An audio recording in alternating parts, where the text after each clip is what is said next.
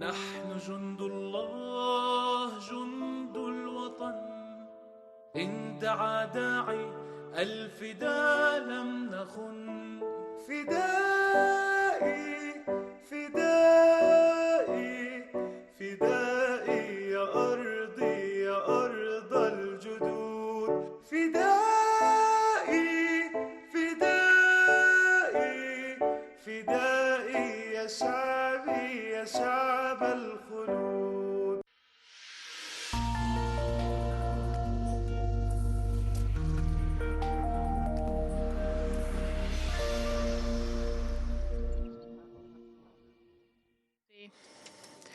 For more than 3 decades.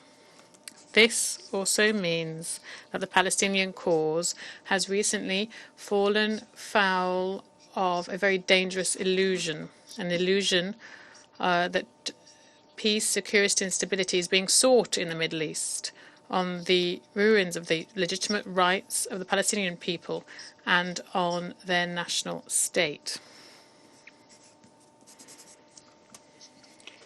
I would like to share a few comments, particularly when we talk about criticisms of the immunity accorded to the Palestinian occupation. I would like to recall that this immunity has given way to more occupation, has led to more occupation, the annexation of Palestinian land by force and control over more than 78% of the territory of the West Bank. This is a cost that has negative effects on the two-state project as a framework for a peaceful, just and sustainable solution to the Israeli-Palestinian conflict. We would also recall that this immunity, according to Israel, has given rise to more racist policies that we reject, policies that reach the occupied town, city of Jerusalem, and its policies that seek to change the legal status quo and historic status quo within the larger project of the Judaization of Jerusalem by force. We recall that this immunity has led to more deaths, forced displacement of thousands, tens of thousands of Palestinians, and this has led to the destruction of its infrastructure, its housing, and its crucial infrastructure over the last 2 decades. To conclude, I'm sure you know that this immunity has led to the creation of Israeli administrations unlike previous one, and they are rushing to carry out more barbarity, more extremism. There is competition that we're seeing for settlement expansion and to violate the rights of the Palestinian people and destroy the project of a Palestinian state. Today, we're seeing a new chapter, a catastrophic one in the Israeli occupation. It is an unprecedented chapter because of its bloody and destructive nature, as well as the horrible toll that this occupation is having against this unarmed, and it is people whose rights are violated. They have been deprived of means of subsistence, and they are people who have no prospects and whose hopes have been destroyed. Today, we are seeing a limpid situation, a very clear situation, which there's no room for interpretation. The Palestinian people is faced with a very difficult choice.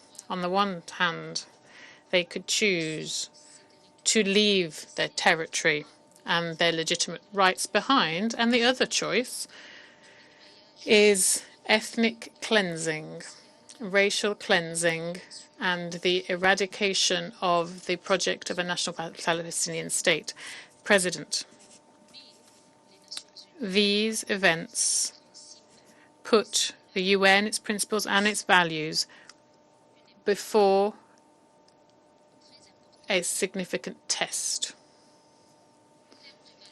We need to ensure that a logic of law prevails and not the logic of force, and also the logic of legality and not double standards. It is the legally binding criteria must be respected, and we must move against the logic of impunity and tolerance to these crimes, particularly when we talk about this Israeli colonialist occupation. In this connection and in the immediate, for the short term, we call on your council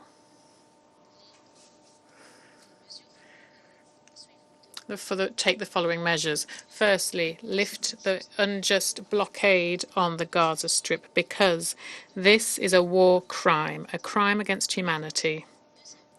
Secondly, we call on the Council to put an end to the senseless bombing that has led to thousands of innocent victims. This is also a war crime, a crime of genocide.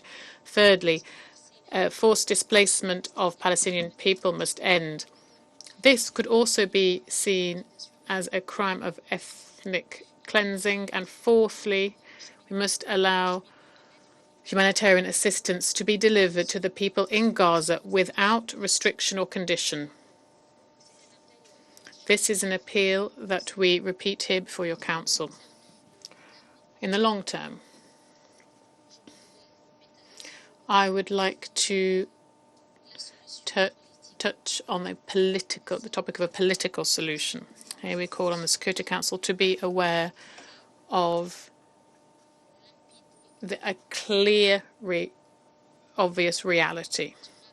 Lasting peace cannot be based on crime and injustice. Lasting peace can't be built on marginalization, exclusion, and discrimination. Lasting peace in the Middle East can only be built on a just and lasting solution to the Palestinian question within the framework of international law. And the principles and content of this have been developed here, were developed here at the United Nations in this building, at the Security Council. The Security Council, would they accept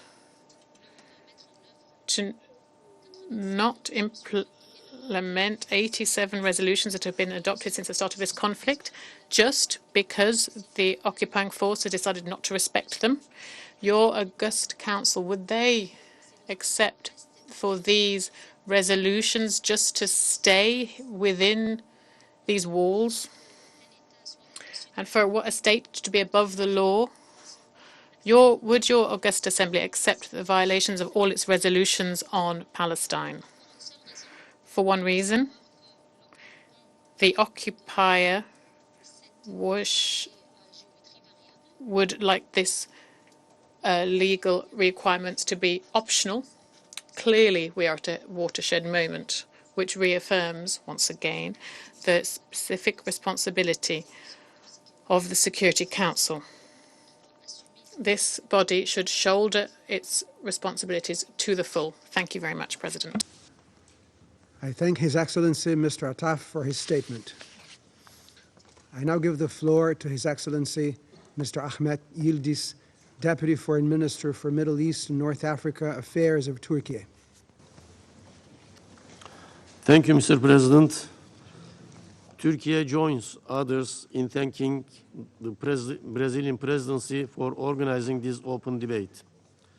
It is a timely meeting, as one of the greatest tragedies of recent history is